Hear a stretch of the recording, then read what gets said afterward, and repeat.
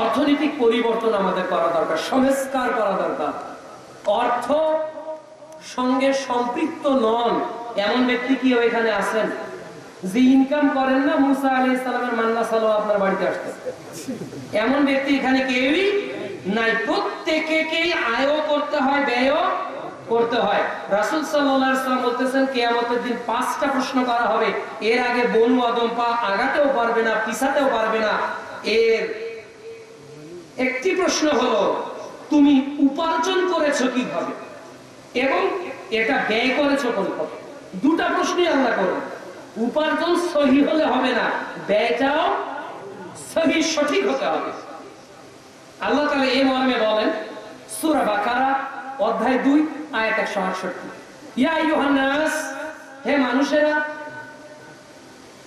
পৃথিবীর মধ্যে হালাল যেগুলো আছে এগুলো খাও, বৈধ যেগুলো।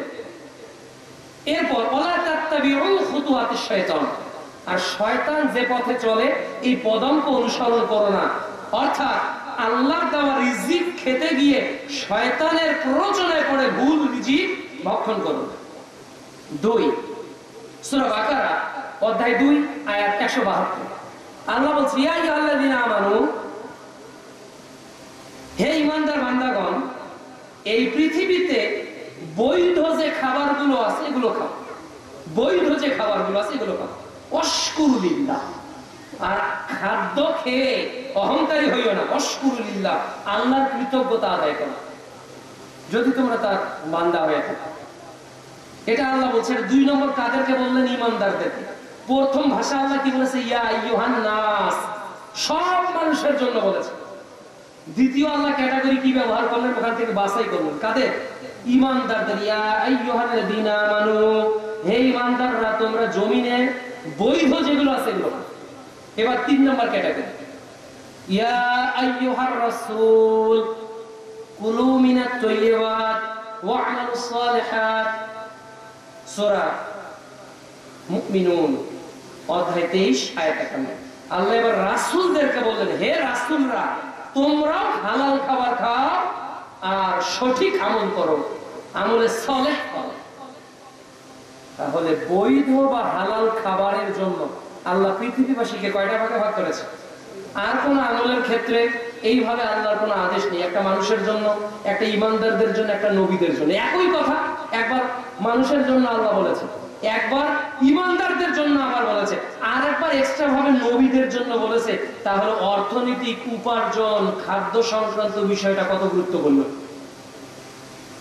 রাসূল সাল্লাল্লাহু আলাইহি ওয়াসাল্লাম বলেছেন, লা ইয়াতি আলান নাস জামান, এমন একটা জামানা আসবে, এমন একটা যুগ আসবে, এমন একটা সময় আসবে, মানুষ উপার্জন করবে, মানুষ টাকা ইনকাম করবে, চাকরি থেকে, ব্যবসা থেকে, ক্ষেত থেকে, এরপর খামার থেকে। মানুষ শুধু ইনকামই করবে, কিন্তু মানুষ একবার ভাববে না এটা কি ঠিক নাকি ভুল। আচ্ছা, আমি টাকা যে নিলাম এটা কি বৈধ না অবৈধ? আচ্ছা, আমি যে লোকটার কাছে এটা বেশি দরকে নিলাম, আমি যে লোকটাকে এইটা বলে এইটা নিলাম, এটা কি আসলে জায়েজ না না জায়েজ? রাসূল সাল্লাল্লাহু আলাইহি ওয়াসাল্লাম বলতেছেন মানুষ এটা ভাববে না।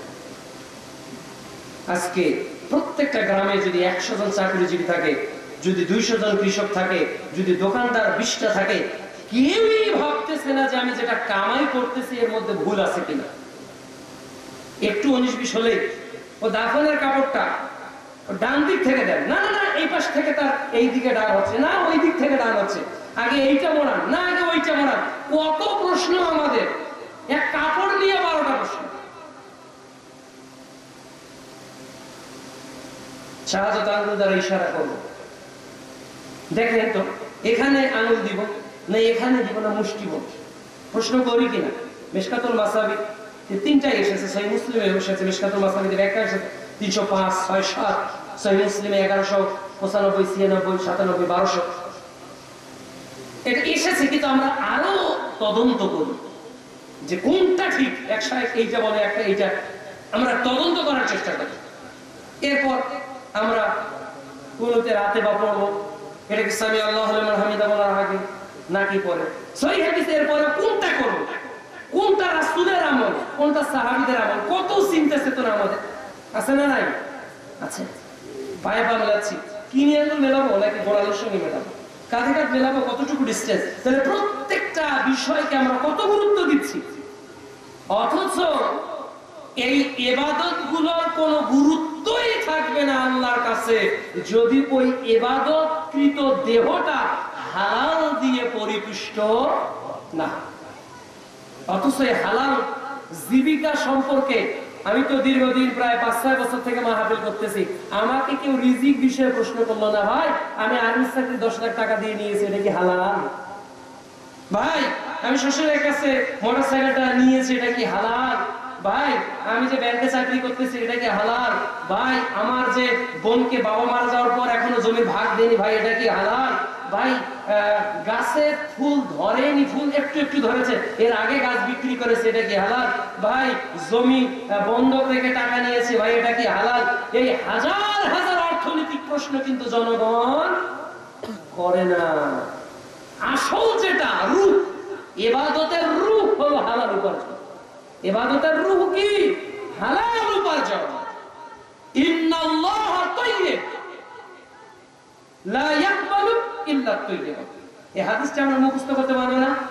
বলেন তো ইন্নাল্লাহা তাইয়্যিব, সবাই বলেন ইন্নাল্লাহা তাইয়্যিব লা ইয়াকবালু ইল্লা তাইয়্যিব। আল্লাহ পবিত্র, তিনি পবিত্র ছাড়া কিছুই গ্রহণ করেন না, কিছুই গ্রহণ করবেন না। যত ইবাদত হোক, ইন্নাল্লাহা তাইয়্যিব লা ইয়াকবালু ইল্লা তাইয়্যিবা, তিনি পবিত্র ছাড়া কিছুই গ্রহণ করেন না। 019 এই সিম কার্ডটা দেখার জন্য যদি আপনি বা এই সিম কার্ডের ব্যালেন্স দেখার জন্য যদি আপনি *566# দিয়ে মরা পর্যন্ত বাংলালিংক সিমের টেপেন, এরপরেও ব্যালেন্স করবে না। আজীবন যদি বাংলালিংক সিমে *124# না টিপে *566# টেপেন, ওই বাংলালিংক সিম কিন্তু কখনোই আপনার ব্যালেন্স দেখাবে। বাংলালিংক সিম নিয়ে ব্যালেন্স দেখার জন্য যে শর্ত পূরণ করতে হবে আগে, ইবাদত কবুলের জন্য সেই শর্ত পূরণ করতে হবে আগে। একজন বলতেছে, ভাই এই জামে মসজিদে একজন সালাত আদায় করলো, একটু আগেই দেখলাম, এত দীর্ঘ সময় ধরে উজু করতে, এত দীর্ঘ সময় ধরে সে সালাতে ঢুকেছে, মসজিদে ঢুকেই দেখি যে একটা লোক সালাত আদায় করতেছে, এত সুন্দর, আল্লাহু আকবার, আল্লাহুম্মা বাঈদ বাইনি, কেন সুবহানাকাল্লাহুম্মা ওয়া বিহামদিকা তাবারাকা ইসমুকা ওয়া তাআলা জাদ্দুকা ওয়া লা ইলাহা গায়রুক। এই হাদিস নিবে না আবু দাউদের, আর রাসূল থেকে হাদিস সহিহ বুখারী 740 নম্বর হাদিস, এই হাদিসই নিবে আবু হুরায়রা থেকে সরাসরি আল্লাহ রাসূলের আমল। আল্লাহ রাসূল, আপনি তাকবীর বলার পর সূরা ফাতিহা বলার আগে চুপ থাকেন কেন? ঘটনাটা কি আপনার? তখন মুহাম্মদ সাল্লাল্লাহু আলাইহি ওয়াসাল্লাম বললেন, আরে আবু হুরায়রা, আমি তো এইটা বলি, ওইটা আপনি বলতেছেন। এরপর প্রথম রাকাতে সূরা ইয়াসিন পড়লো, দ্বিতীয় রাকাতে শুনলাম সূরা রহমান পড়লো, রুকুটা 5 মিনিট ধরে করতেছে, সিজদাটা 5 মিনিট ধরে করতেছে, 4 রাকাত নামাজ আধা ঘন্টা ধরে পড়লো। লোকটার নামাজটা কত সুন্দর কিনা! মানুষ বলল, বাপ রে বাপ, এত সুন্দর নামাজ। লোকটা সালাম ফিরার পর প্রশ্ন করতেছে, ভাই একটা প্রশ্ন আছে, আচ্ছা বলেন। আমি যে বাইক বাইনিও পড়লাম, সূরা ইয়াসিনও পড়লাম, রহমানও পড়লাম, আধা ঘন্টা নামাজ পড়লাম, কিন্তু একটা সমস্যা হয়ে গেছে। কি সমস্যা? আরে বলেন, সমস্যা হয়েছে, কি সমস্যা? ভাই আমি উযু করিনি, উযু করিনি। তা 4 রাকাত সালাত হবে না ইনশাআল্লাহ? হবে না ইনশাআল্লাহ? আচ্ছা 3 রাকাত বাদ দিলাম, 1 রাকাত হবে না ইনশাআল্লাহ? 1 রাকাতের সূরা ফাতিহাটার আরবি প্রতি নাকি পাবে না?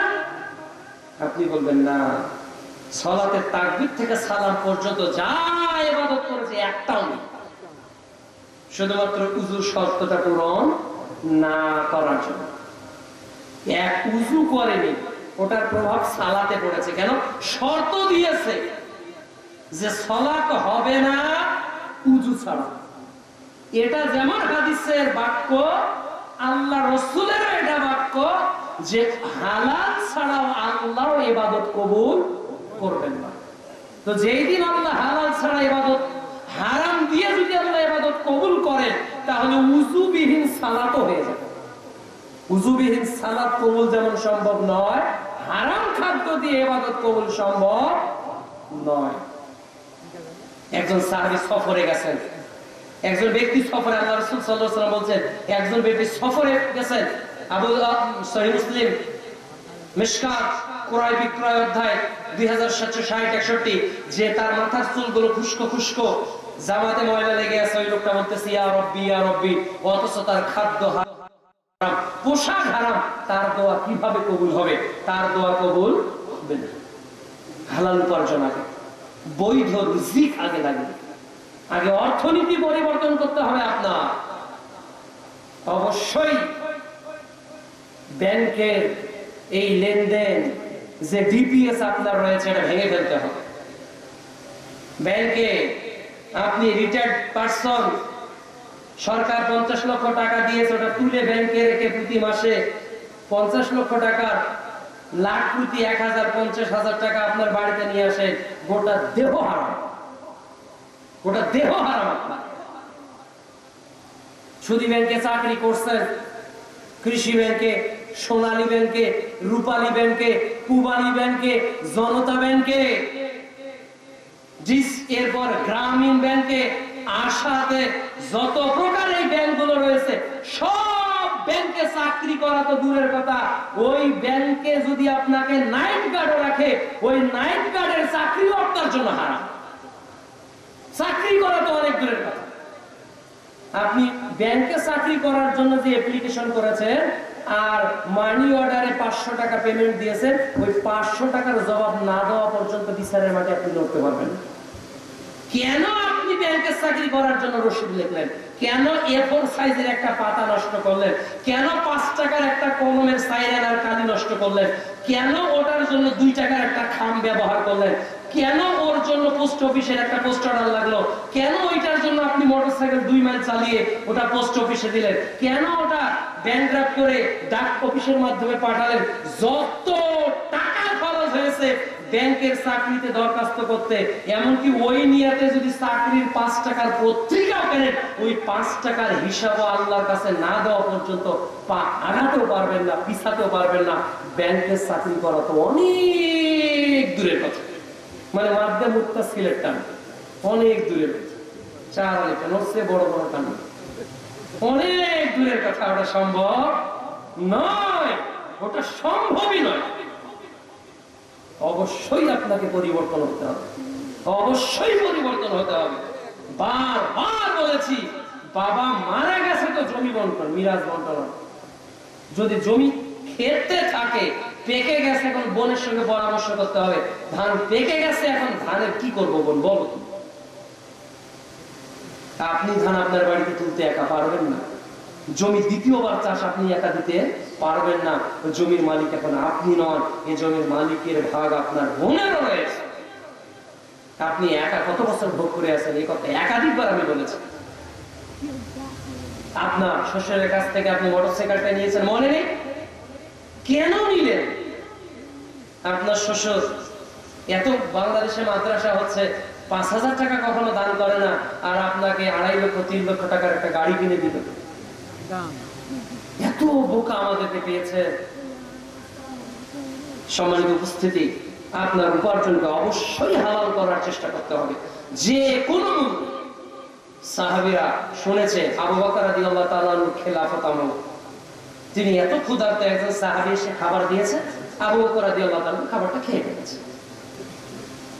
তখন উনি বললেন যে আমিরুল মুমিনিন, আপনি প্রতিদিন খাদ্য কেউ দিলে জিজ্ঞাসা করেন যে এটা কোত্থেকে নিয়ে এসেছে, আজকে কিছুই না বলে খেয়ে ফেললেন, আচ্ছা বলো তো এটা কোথা থেকে নিয়ে এসেছো? তখন ওই ব্যক্তি বলল, আমি যখন অমুসলিম ছিলাম, আমি গণক ছিলাম, মানুষের হাত দেখতাম। ওই এখন আছে না পেপার পত্রিকায় বাঘ রাশি, সিংহ রাশি, কুত্তা রাশি, ভেড়া রাশি আছে না, ওই রকম রাশি ফল হাত দেখে বাছাই বাছাই করে। ও জানে না যে ওর রাশিতে কি আছে, ওর নিজের খবরই জানে না, ও গোটা বাংলাদেশের রাশি দেখে বেড়াচ্ছে। এ হলো মানুষকে ধোঁকা দিয়ে বোকা বানানোর একটা অপকৌশল চলছে আজকের সমাজে। তো বলছে যে এই যে গণক, এর কাছে আমরা যাচ্ছি, তো ওই লোকের আমি দেখে দিয়ে ও লোক আমাকে কিছু দিতে চেয়েছিল কিন্তু ছিল না। আজকে তার কাছে কিছু খাদ্য ছিল, বললো যে ভাই ওই যে আপনাকে আমার হাত দেখার কারণে কিছু দিতে চেয়েছিলাম, ওইটা আজকে খাবার দিয়ে দিলাম, ওই খাবার আমি নিয়ে এসে আপনাকে দিলাম। এই কথা শুনে আমিরুল মুমিনিন হাতটা মুখে ঢুকিয়ে দিয়ে বমি করে সব ফেলে দিলেন, বমি করে ফেলে দিলেন। এই ছিল তাদের ঈমানী চেতনা। আর আজকে আমরা উপার্জন করছি, হালাল হারামের কোনো চিন্তা করছি না, প্রশ্ন করি না ভাই আমার একটা ব্যবসা বৈধ না অবৈধ, আমি যে এইভাবে চাকরি করছি বৈধ কি অবৈধ, আমি যে ইন্টারনেটে বিভিন্ন সাইট এখন রয়েছে ইনকামের ক্লিকের মাধ্যমে বিভিন্ন দেশের কাজগুলো করার মাধ্যমে, এরপর ইউটিউব চ্যানেল খুলেছেন, ওখানে আবার অ্যাড দিয়েছেন যুক্ত করে নানা কিছু উপার্জনের রয়েছে। আপনি একবার আলেম ওলামাদেরকে কোন ফতোয়া বোর্ডকে মাসিকা তাহারি বলেন আর অন্যান্য পত্রিকা বলেন, একবার আপনি জিজ্ঞাসা করলেন না যে এটা দেওয়া যাবে কি যাবে না? দেখুন তো গরু গরু হালাল না হারাম? হালাল কিনা? গরুর গোশত হালাল। কে হালাল করেছে? আল্লাহ তাআলা হালাল করেছে। এমনকি সূরা ফাতিহার পর কোন সূরা? সূরা বাকারা, গরুর সূরা। গরুর গোশত তো মুসলমানদের প্রিয় খাবার, সূরাও আছে গরুর নাম। কিন্তু এই গরুকে আজকে এই এলাকায়, রানীপুর এলাকায় রান্না করা হয়েছে, কিন্তু তার গলায় ছুরি না চালিয়ে পেটে ছুরি চালিয়ে গরুটাকে হত্যা করা হয়েছে। এই গরুর গোশত আপনারা খাবেন কিনা? একটু আগে যে বললেন গরুর গোশত হালাল, কেন খাচ্ছেন না? ও সুন্নতি পদ্ধতি অনুযায়ী জবে হোক। আচ্ছা, তাহলে আপনাদের কথা মেনে নিয়ে এবার দ্বিতীয় কথা হলো যে রানীপুরের সবচেয়ে উষ্টপুষ্ট যে কুকুরটা আছে ওটাকে গোসল করে একেবারে যে পদ্ধতিতে প্রয়োজন বিসমিল্লাহি আল্লাহু আকবার বলে জবে হোক করে ভুনা পাক করব, রানীপুরের কেউ খাবে? কেন খাবে না? একটু আগে বলেন সুন্নত, সুন্নত দিয়ে দিলাম। ওটা বললেন আল্লাহর হুকুম নেই। প্রত্যেকটা কাজে, প্রত্যেকটা ইনকামে আল্লাহর হুকুমও থাকতে হবে আর মুহাম্মদ সাল্লাল্লাহু আলাইহি ওয়াসাল্লামেরও তরিকা থাকতে হবে। যখন ঘুষ দিয়ে চাকরি নিলেন তখন মনে পড়ে না যে ঘুষ দিয়ে চাকরি নেওয়া যাবে কি যাবে না? ঘুষ দিয়ে চাকরি নেওয়ার পর প্রশ্ন করতেছেন ভুল হয়েছে কি করব? ভুল আগে বুঝতে পারেন না। আপনি মানে নাবিলের টিকিট কেটে হকের বাসে ওঠেন না। কত চালাক আপনি! আপনি এক ডাক্তারের প্রেসক্রিপশন আর এক ডাক্তারের কাছে নিয়ে যান না, এক ডায়াগনস্টিক সেন্টারের রিপোর্টের ডাক্তারের আর একজনকে দেখান না। ও ক্ষেত্রে সব কিছু বুঝি, কিন্তু শরীয়তে ইনকামের ক্ষেত্রে আমরা কিছুই বুঝতে চাই না। ইয়ালামুনা যাহিরাম মিনাল হায়াতিদ দুনিয়া ওয়াহুম আনিল আখিরাতি হুমুল গাফিলুন। সূরা রূম অধ্যায় 30 আয়াত 7 আল্লাহ বলছে ওরা দুনিয়ার জীবন সম্পর্কে ভালো জানে কিন্তু ওয়াহুম আনিল আখিরাতি হুমুল গাফিলুন, ওরা পরকাল সম্পর্কে উদাস, ওরা উদাস। সূরা বাকারা অধ্যায় 2 আয়াত 13 তাদেরকে যখন বলা হয়েছিল হে মানুষেরা ওইভাবেই ঈমান আনো যেভাবে লোকেরা ঈমান আনে, যেভাবে মানুষেরা ঈমান আনে তোমরা ওইভাবে ঈমান আনো, তখন তারা বলেছিল তোমরা বলো কি আমরা কি নির্বোধদের মতো ঈমান আনবো? ওরাই নাকি চালাক। ওরা সাহাবীদেরকে, প্রকৃত ঈমানদারদেরকে বলতেছে আমরা কি নির্বোধদের মতো ঈমান আনবো? কেননা সস্তা ঈমান আনলে কোনো হারাম করা যাবে না, কোনো অবৈধ কাজ করা যাবে না, যা আছে ওভাবে করতে হবে। আজকে অধিকাংশ মুসলমান এই চালাক মুসলমান, ওইভাবে ঈমান আমরা আনতে চাই না যেভাবে সাহাবীরা এনেছে, চাই না। আমরা যুক্তি ভিত্তিক ধর্ম পালন করি, আল্লাহর উক্তি ভিত্তিক ধর্ম পালন করতে রাজি নই। এই জন্য সম্মানিত উপস্থিতি, অর্থনৈতিক ক্ষেত্রে হোক আর যে ক্ষেত্রে হোক রব চাই জিন্দিগিতে অভ্যস্ত হন। কি চাই? জিন্দিগি। রব চাই জিন্দিগি। আর কি জিন্দিগি পরিহার করবেন? মন চাই জিন্দিগি। মন যেটা চাচ্ছে ওইভাবে ইনকাম করিয়েন না, মন যে পথে চলতে চাচ্ছে ওই পথে চলিয়েন না, মন যেদিকে যেতে চাচ্ছে ওই দিকে যাইয়েন না, মন যেভাবে যেটা শুনতে চাচ্ছে ওইভাবে শুনিয়েন না। আপনি রব চাই জিন্দিগি পালন করুন। জান্নাত ঘেরা আছে নিয়ম নীতি দ্বারা, আর জাহান্নাম ঘেরা আছে মনের প্রবৃত্তি দ্বারা। জাহান্নামটা প্রবৃত্তি দ্বারা ঘেরা আছে। আল্লাহ রাসূল সাল্লাল্লাহু আলাইহি ওয়াসাল্লাম বলেন, আল্লাহ তাআলা জান্নাত সৃষ্টি করলেন, এরপর জিবরিল আলাইহিস সালামকে বললেন, জিবরিল যাও জান্নাত দেখে আসো। জিবরিল আলাইহিস সালাম জান্নাত দেখে এসে বললেন, আল্লাহ আপনার মর্যাদা ও সম্মানের কসম করে বলছি, কোন ব্যক্তি জান্নাতের সুসংবাদ শুনবে অথচ জান্নাতের জন্য কাজ করবে এটা সম্ভব নয়। আমার মনে হয় পৃথিবীতে যত মানুষ আছে সব মানুষই জান্নাত চায়। এবার একটু পর আল্লাহ বলতেছে, জিবরিল আর যত জান্নাতটা দেখে এসে। এবার জিবরিল এসে বলতেছে, ইয়া আল্লাহ আমার মনে হয় না যে পৃথিবীর কোন মানুষ জান্নাতে যাবে, কেউই জান্নাতে যাবে। প্রথমবার জান্নাত নাজ নেয়ামতে পরিপূর্ণ ছিল, দ্বিতীয়বার জান্নাত আনুগত্য দিয়ে পরিপূর্ণ। প্রথমবারের জান্নাত নাজ নেয়ামতে পরিপূর্ণ, দ্বিতীয়বারের জান্নাত আনুগত্য দিয়ে পরিপূর্ণ। আপনারা জান্নাতের কিচ্ছা শোনেন, আপনারা নেকির জন্য সুবহানাল্লাহ আলহামদুলিল্লাহ বলেন, কিন্তু আনুগত্যের হাদিসগুলোকে নিজের জীবনে অ্যাপ্লাই করতে চান না। জিবরিলকে বললেন, আল্লাহ জিবরিল যাও জাহান্নাম দেখে আসো। জিবরিল এসে বলতেছে, আল্লাহ আপনার মর্যাদা ও সম্মানের কসম, এই জাহান্নামে পৃথিবীর কোনো মানুষ যাবে না। কি করেছিল মানুষ কি ওখানে ঢুকবে? এবার বললেন, আল্লাহ জিবরিল যাও তো আরেকবার জাহান্নামটা দেখে এসো। এবার জিবরিল এসে বলতেছে যে আল্লাহ আপনার মর্যাদা ও সম্মানের কসম, আমার মনে হচ্ছে পৃথিবীর সব মানুষই জাহান্নামে যাবে।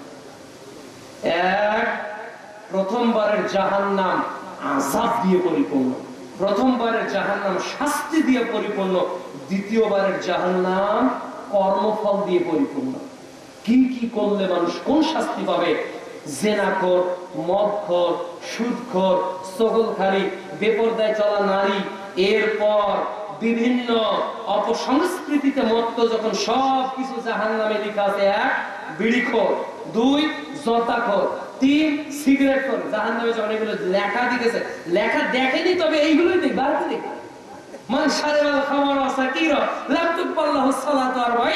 যারা একবার জর্দা খাবে 40 দিনের নামাজ নেই, 200 ওয়াক্ত নামাজ আর পড়ে লাভ হবে না। তওবা ছাড়া একবার সিগারেটে টান দিলে 200 ওয়াক্ত নামাজ নেই, 40 দিন সমান 200 ওয়াক্ত নামাজ। মুহাম্মদ সাল্লাল্লাহু আলাইহি ওয়াসাল্লাম বলেছে, তওবা করে ফিরে আসতে হবে, আল্লাহ সিগারেটে টান দিয়েছে আর খাবো না, এখন এশার নামাজটা আবার পড়ো। কিন্তু আপনি যে ফজরে জামাতে গেলেন, এরপর মর্নিং ওয়াক করতে করতে শরীরকে গরম ধরার জন্য আবার মসজিদেই সিগারেট নিয়ে, এটা বাস্তবতা। আমি দেখে বলছি ভাই, দেখে বলছি, না হলে ওই লোকটা মসজিদ থেকে বের হয়ে কিছু দূর দিয়ে গেছে সিগারেট লাগিয়েছে। কেন? আবার অনেকেই মাহফিলে সিগারেট নিয়ে বসে আছে, যেতে যেতেই দেখবেন যে গরম ধরাচ্ছে আর যাচ্ছে, ঠান্ডার দিন ওই আরেক ভাই বললো সেজদায় সিগারেট পড়ে গেছে। এগুলো বাস্তবতা। আমরা আল্লাহর আনুগত্য নিজের জীবনে মেনে নিতে পারি না, অথচ জান্নাতের আশা করি। এটা কেমন করে সম্ভব? তেঁতুল গাছ গাড়তেছি আর বলতেছি আল্লাহ আঙ্গুর দাও, আঙ্গুর দাও, আঙ্গুর দাও। সম্ভব নয়। সম্মানিত উপস্থিতি, অনুরোধের সুরে বলবো, আপনারা আপনাদের অর্থনৈতিক যাবতীয় বিষয় পরিষ্কার করুন। মনে রাখবেন, একটি হাদিস আপনার জীবনের অর্থনীতি বিষয়ে সন্দেহা। সহিহ বুখারী প্রথম খণ্ড 52 নম্বর হাদিস, রাসূল সাল্লাল্লাহু আলাইহি ওয়াসাল্লাম 50 নম্বর হাদিস, আল হালালু বায়্যিনা ওয়া হারামু বায়্যিনা। হালালটা স্পষ্ট, যেটা হালাল, হারাম এটাও স্পষ্ট, যেটা হারাম। মাঝখানে একটা বিষয় আছে সন্দেহজনক, যে সন্দেহের মধ্যে পড়লো সে হারামের মধ্যেই পড়লো, আর যে সন্দেহ থেকে বেঁচে থাকলো সে তার ঈমানকে পরিপূর্ণ করলো। রাসূল সাল্লাল্লাহু আলাইহি ওয়াসাল্লাম বলতেছেন, মানুষের দেহের মধ্যে একটা টুকরা রয়েছে, এটা ভালো থাকলে গোটা দেহ ভালো, আর এটা নষ্ট হয়ে গেলে গোটা দেহটাই নষ্ট। ওটাই হলো কলব। সন্দিহান বস্তু মাসআলা না নেওয়া পর্যন্ত আপনি আমল করা শুরু করবেন না অর্থনৈতিক ক্ষেত্রে। এটা কেমন জানেন? এটা কেন সতর্ক? এটা হলো সেলের নাম্বারে টাকা পাঠানোর মতো। সেলের নাম্বারে টাকা পাঠানোর মতো। ছেলে আপনাকে বলেছে, বাবা এই নাম্বারে বিকাশে 50,000 টাকা পাঠাতে হবে, সেমিস্টার ফি। তো আপনাকে যেটা পাঠিয়েছে, আপনি লিখা দেখে বুঝতে পারতেছেন না এটা বাংলাতে 8 না ইংরেজি, বাংলার 4 না ইংরেজি 8, বুঝতে পারতেছেন না। অনেক সময় 6 কে 8 কিছু শব্দ একই রকম মনে হয়, 9 কে 7 মনে হয়, এরকম কিছু অক্ষর থাকে না? তো হ্যাচার কার্ড তো আপনি দেখে বুঝতে পারতেছেন না যে এই ডিজিটটা আসলে কি। আপনি বলেন যা হোক হোক, ব্যাংকের 18টা ডিজিট বা 17টা এক এক ব্যাংকের এক এক, তো একটা ডিজিট সমস্যা কি, বাকি 16টা তো ঠিক আছে, একটা ভুল হয়ে যাচ্ছে। এমন কোন বোকা পিতাও কিন্তু খুঁজে পাওয়া দিনাজপুরে যাবে না, কোনো বাংলাদেশেও যাবে না। আপনি বলবেন যে ব্যাংকে টাকা পাঠা 2 দিন দেরি করবে, 1 দিন দেরি করবে, বৃহস্পতিবার বাবা আর আধা ঘন্টা সময় আছে পাঠান, না হলে শুক্র শনি 2 দিন ব্যাংক বন্ধ। বলতেছে 2 দিন কেন, 2 মাস ব্যাংক যদি বন্ধ থাকে রাজি আছি, এরপর ভুল নাম্বারে টাকা পাঠিয়ে আফসোস করতে রাজি না। আপনি না খেয়ে 2 দিন থাকেন, এটা অনেক ভালো। আপনি মানুষের বাড়িতে গিয়ে বলেন যে, প্রতিবেশীকে বলেন আব্দুর রহমান ভাই 2 দিন থেকে আমার পরিবারের 2 জন সদস্য খেতে পারতেছে না, হাফ কেজি চাল দেন তো। এটা খরচ নিয়ে যান, গ্রামের বাড়ি বাড়ি কালেকশন করেন যে ভাই আমি খাবো, টাকা দেন, ভাত দেন, অ্যাকশন দেন, এটা খাবো অনেক ভালো না খেয়ে। এরপরেও সন্দেহজনক উপার্জন থেকে বেঁচে থাকুন, সন্দেহজনক উপার্জন থেকে বেঁচে থাকুন, যেটা সন্দেহটা আজকেই বন্ধ করে দেন।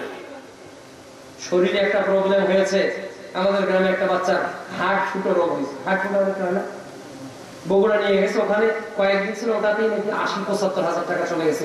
ইন্ডিয়া নিয়ে যেতে হবে, মাদ্রাস নিয়ে যেতে হবে, লক্ষ লক্ষ টাকা খরচ। তাহলে কত গুরুত্ব দিচ্ছি আমরা, শরীরের একটা ভিতরের কলকবজা নষ্ট হলে কত পরীক্ষা নিরীক্ষা করি, এটা খাই না ওটা বেঁচে চলি। তুই ইমানকে রক্ষা করার জন্য হারাম উপার্জন থেকে বিরত থাকার দরকার আছে না নাই? আছে।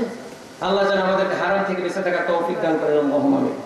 পরিশেষে নেতৃত্বের সংস্কার, বাবা হতে হবে। যারা জন্ম দিয়েছেন সন্তানকে, তাদের বলছি বাবা হতে হবে। আপনি বলবেন যে প্রধান বক্তা আপনার মাথা নষ্ট হয়েছে নাকি, আরে বাবা না হলে সন্তান জন্ম দিলাম কিভাবে? জি, আমি সন্তান জন্ম দানকারী পিতা মাতাকে বলতেছি আপনাকে বাবা হতে হবে, মাকে বলতেছি আপনাকে মা হতে হবে। আপনার ছেলের দাড়ি গজায়নি, এখনো গজায়নি, ওই সময় বলবেন বেটা আব্দুর রহমান, বন্ধুদের পালে পড়ে দুষ্টামি করে খবরদার দাড়িতে বেলেট লাগাবে না, এখনো কিন্তু দাড়ি গজায়নি, ওই সময় বলবেন, এটা তো পিঠের চামড়া তুলে দেবে। এটা হলো বাপ, যারা আজকে বাপ হতে চান তাদেরকে বলতেছে। আর যারা কাপুরুষ বাবা, তাদের বিষয়ে আজকের আলোচনা না, যারা বাপ হয়ে বাড়ি যেতে চান তাদেরকে বলতেছে, বেটা দাড়ি তো কেটেছিস এতদিন, 19শে নভেম্বরের আলোচনা শুনিসনি প্রধান আলোচকের কি বলেছে?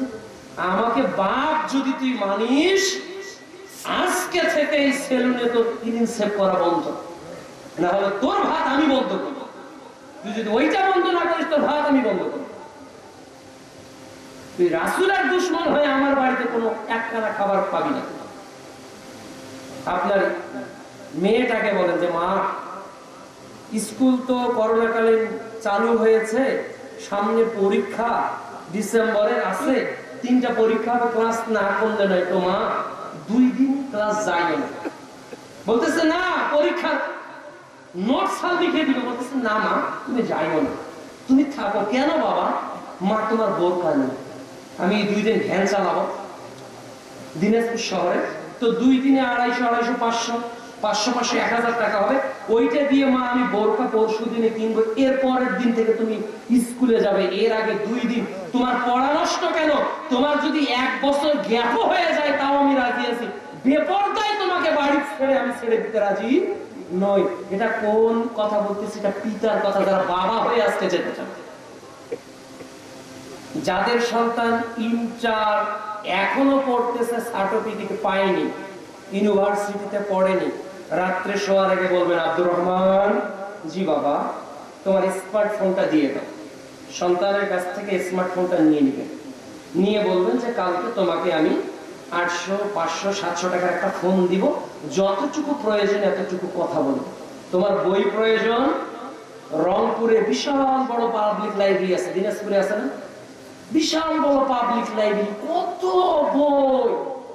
রংপুর লাইব্রেরি, পাবলিক লাইব্রেরিতে ঢুলবি, হাজার হাজার বই, পাঠক মাত্র কয়েকজন, কোন ইউনিভার্সিটির কলেজের স্টুডেন্ট নেই, সব বাক জোড়ায় জোড়ায়, গবেষণা নেই, পড়াশোনা নেই, রাত দিন চেটিং, এটা চলবে না।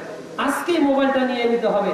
বাবা তুমি ইউনিভার্সিটিতে চান্স পাও, মোবাইলটা আমি রেখে দিলাম, ইউনিভার্সিটিতে যেদিন চান্স পাবো ওই দিন তোমার এত সাজেশন মোবাইলে এত কিছু দেখা লাগবে না। তুমি বাবা কলেজে যাও, তোমার ফ্রেন্ডের কাছ থেকে নাও, তোমাকেই নিতে হবে মোবাইল দিয়ে সাজেশন। এমন তোমার বন্ধু তোমাকে দিবে, তুমি ফটোকপি করবে, আমি টাকা দিচ্ছি। তাহলে আপনার সন্তান অতল তলদেশে হারিয়ে যাচ্ছে এবং যাবে। সতর্ক হন। নেতৃত্ব, পরিবারের নেতৃত্ব। আল কোরআনের আলো সংসদে জ্বালো, আল কোরআনের আলো ঘরে ঘরে জ্বালো না, আল কোরআনের আলো প্রত্যেক পিতা আজকে নিজের দেহে জ্বালো।